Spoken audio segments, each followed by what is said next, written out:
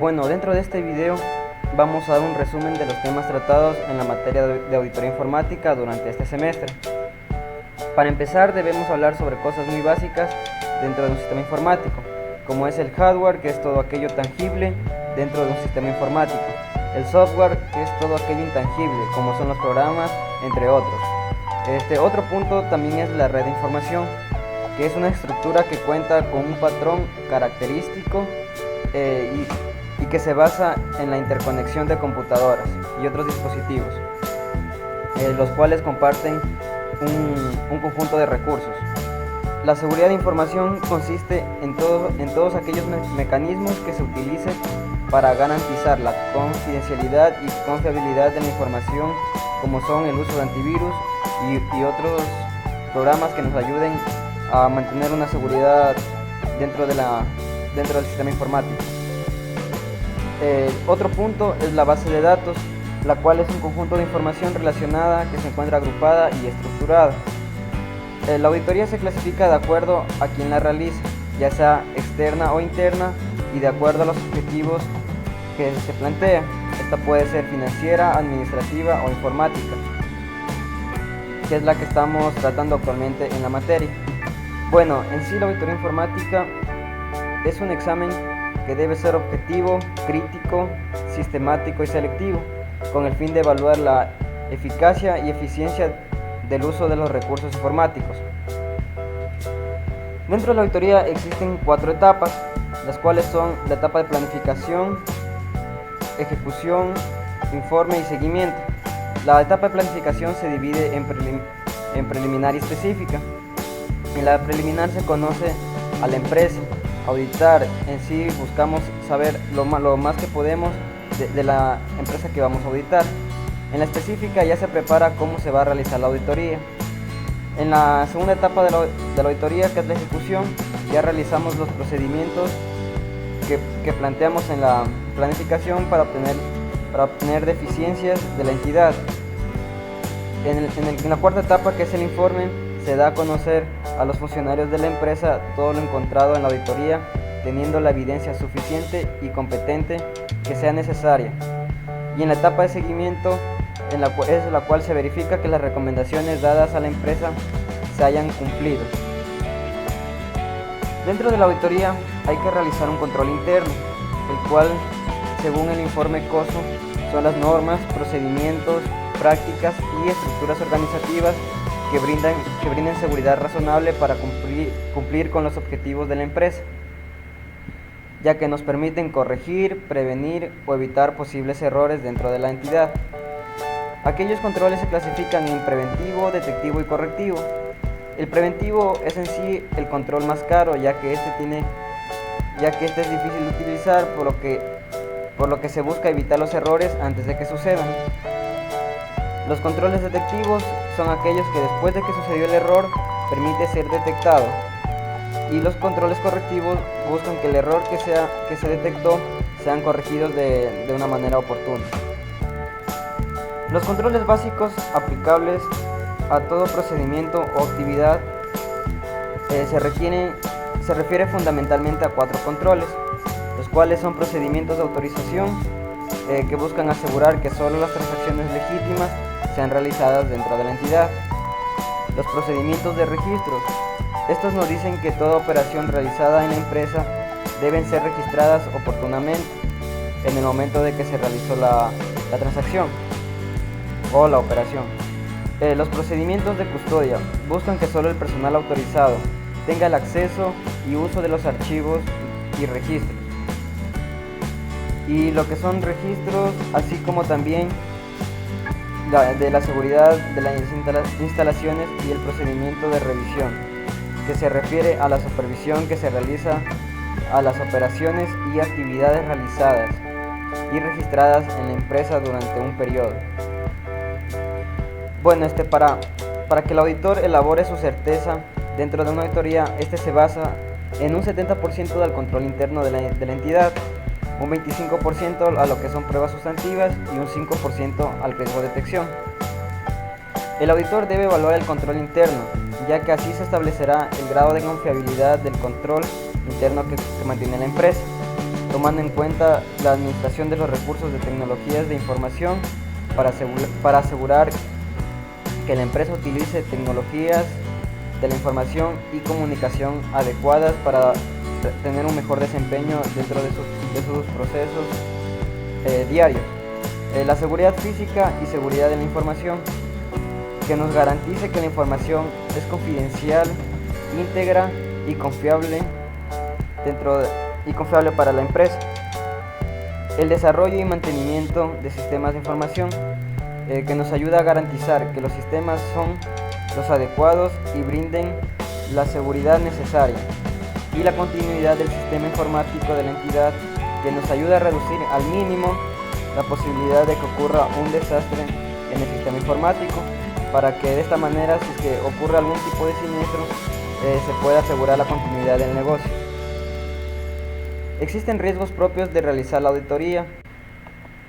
El riesgo inherente es aquel riesgo de que ocurran errores importantes generados por las características de la empresa. En sí, este riesgo nace con la entidad. El riesgo de control es aquel riesgo en el que existe la posibilidad de que a pesar de que existiendo errores de importancia no fueran detectados por los sistemas de control interno que maneja la empresa. El riesgo de detección es donde existe la posibilidad de que cualquier error de importancia y que no hubiera sido puesto de manifiesto por el sistema de control interno de la entidad no fuera a su vez detectado por la aplicación de las pruebas adecuadas de auditoría. Y el riesgo de auditoría es aquel que existe en todo momento, por lo cual genera la posibilidad de que el auditor emita una información errada por el hecho de no haber detectado errores o faltas significativas que podría modificar por completo su opinión dada dentro del informe de auditoría. Los métodos de evaluación del control interno son cuestionarios, diagramas de flujo, descripciones narrativas y muestreo estadístico. Diagramas de flujo, descripciones narrativas y muestreo estadístico. El cuestionario son herramientas de fácil aplicación que brindan rapidez en los resultados y son precisos. Estos cuestionarios deben ser contestados por personas responsables de las distintas áreas objeto de examen. En sí no existe una regla fija establecida donde diga que se debe realizar. Existe un modelo de cuestionario para el control interno. Todo depende del criterio que tenga el auditor, de la cuenta que está evaluando y el tipo de empresa. Los diagramas. Los diagramas en sí son un modelo gráfico que representa en forma esquematizada y simplificada alguna relación o fenómeno administrativo de organización o procedimientos, entre otros. Por ejemplo, tenemos los diagramas de flujos. Estas son representaciones gráficas donde nosotros emitimos un proceso mediante las figuras geométricas que cada una tiene un significado. Las descripciones narrativas. Estas se refieren a la presentación en forma de relato de las actividades del ente. Estos indican una secuencia de cada operación. Las personas que participan, los informes que resultan de cada procesamiento en forma de descripción simple sin utilización de gráfico. Es necesario para este tipo de descripción narrativa emplear un lenguaje que sea apropiado. Una vez que se evalúa el control interno, tenemos como resultado el informe o carga de control interno. Como segundo punto, el conocimiento a la máxima autoridad. Tercer punto, la ponderación de la deficiencia para tener porcentaje de confiabilidad de los controles. Y cuarto punto es la determinación de riesgos, por ejemplo, por tipo de órdenes, existencia de procedimientos, control de actividades, entre otros. Ahora vamos a hablar de lo que es el modelo COSO. El modelo COSO está enfocado en el desarrollo de manera eficiente y efectiva de los sistemas del control interno que se adapten a cambios en el entorno operativo y del negocio. Este busca mitigar los riesgos aceptables y apoyar en la toma de decisiones. Los factores a considerar en el ambiente o entorno de control serán la integridad y los valores éticos, compromiso con la competencia, consejo de administración o comité de auditoría, filosofía y estilo operativo de los ejecutivos, la estructura organizacional y asignación de la utilidad y de responsabilidades y por último política y prácticas de recursos humanos. La evaluación de riesgos, esto se refiere a que cada unidad se enfrenta a diversos riesgos internos. y externos que deben ser evaluados. Una condición previa a la evaluación de riesgo es la identificación de los objetivos a los distintos niveles, los cuales deberán estar vinculados entre sí. Una condición previa a la evaluación de riesgo es la identificación de los objetivos y los distintos niveles, los cuales deberán estar vinculados entre sí. La evaluación de riesgos consiste en identificar y analizar los riesgos relevantes para la consecución de objetivos y sirve como base para determinar cómo deben ser gestionados. Y a su vez, estos dan cambios permanentes en el entorno. Será necesario que la empresa además disponga de mecanismos para identificar y afrontar los riesgos asociados al cambio. Las actividades de control, en cambio, son aquellas políticas, procedimientos, técnicas, prácticas y mecanismos que permiten a la dirección administrar y mitigar los riesgos identificados durante el proceso de evaluación de riesgos, para así asegurar que se lleven a cabo los lineamientos establecidos por ella. Las actividades de control se ejecutan en todos los niveles de la empresa y en cada una de las etapas de gestión, partiendo desde la elaboración de mapas de riesgo de acuerdo a lo que se señala en el punto anterior de evaluación de riesgo. La información y comunicación se refiere a identificar, recopilar y propagar información pertinente en tiempo y forma que permitan cumplir a cada funcionario con las responsabilidades de su cargo. Debe existir siempre una comunicación eficaz en un sentido amplio que fluya con todas las direcciones a través de todos los ámbitos de la empresa, tanto de forma ascendente como descendente. La supervisión. Ahora vamos a hablar acerca de los papeles de trabajo. Bueno, los papeles de trabajo son aquellos documentos que son elaborados por el auditor, los cuales servirán de evidencia para los análisis y comprobación y verificaciones e interpretaciones de la auditoría realizada. Los papeles de trabajo deben estar formulados con claridad y exactitud, considerando siempre los datos referentes al análisis, comprobación, opinión y conclusiones sobre los hechos, transacciones o situaciones detectadas.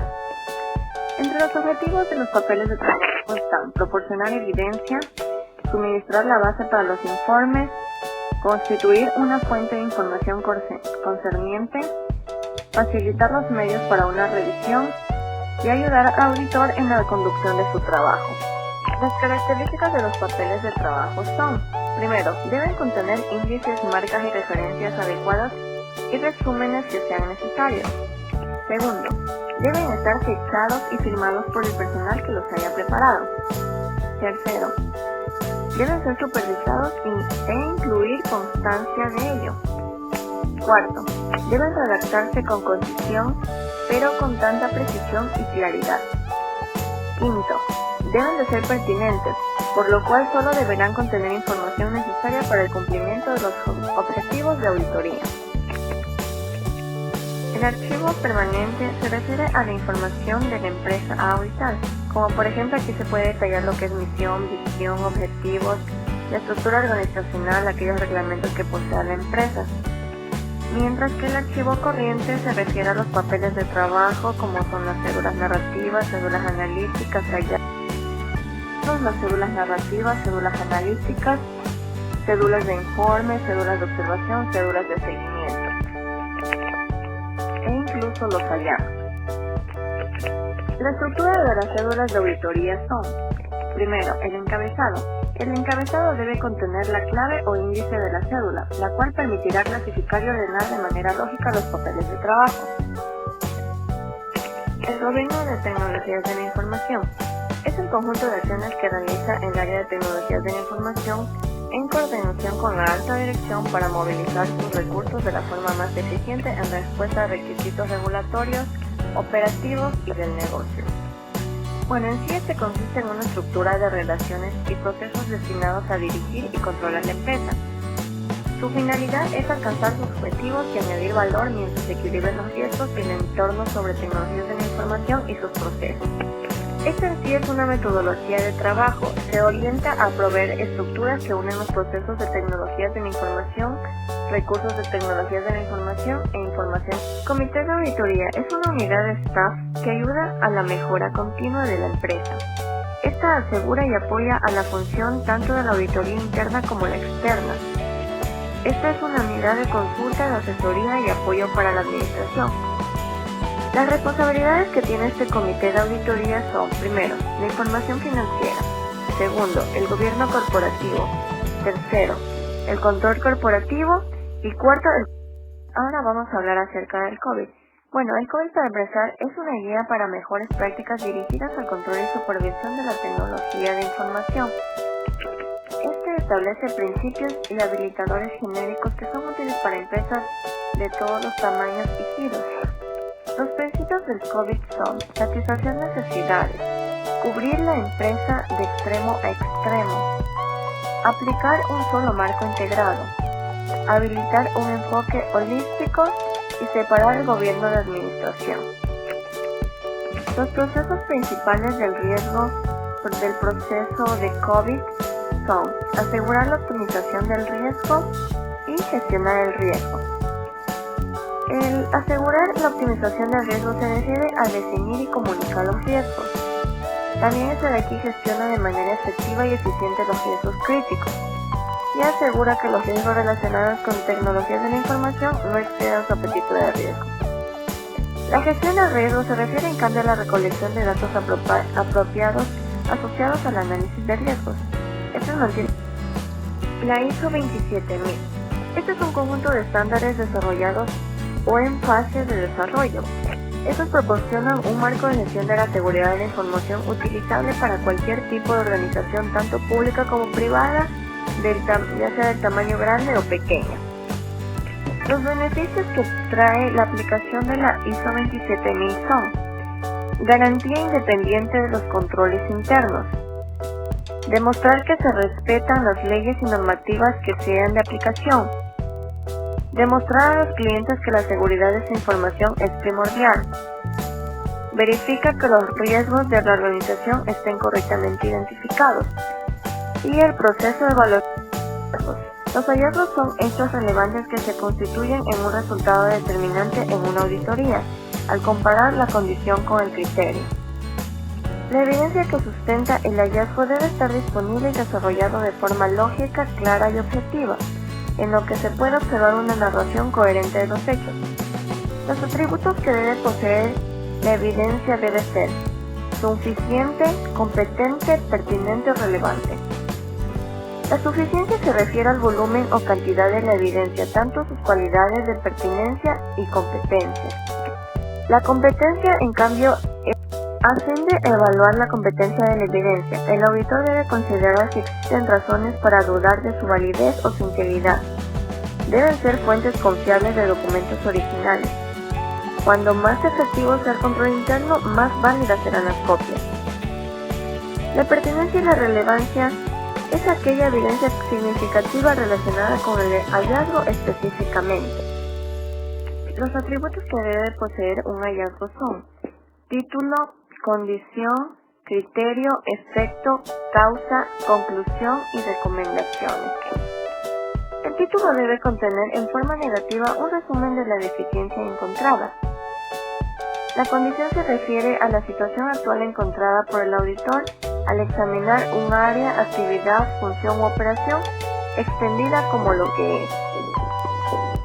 El criterio comprende la concepción de lo que debe ser, con lo que el auditor mide la condición del hecho o situación. El efecto es el resultado adverso o potencial de la condición encontrada. Generalmente este representa pérdidas en términos monetarios originados por el incumplimiento para el logro de la meta, fines y objetivos institucionales. La causa es la razón básica o razones por las cuales ocurrió la condición o también el motivo de incumplimiento del criterio de la norma. Su identificación requiere de la habilidad y buen juicio del auditor y es indispensable para el desarrollo de una recomendación constructiva que prevenga la recurrencia de una condición. La conclusión está compuesta por lo que es la condición, causa y efecto.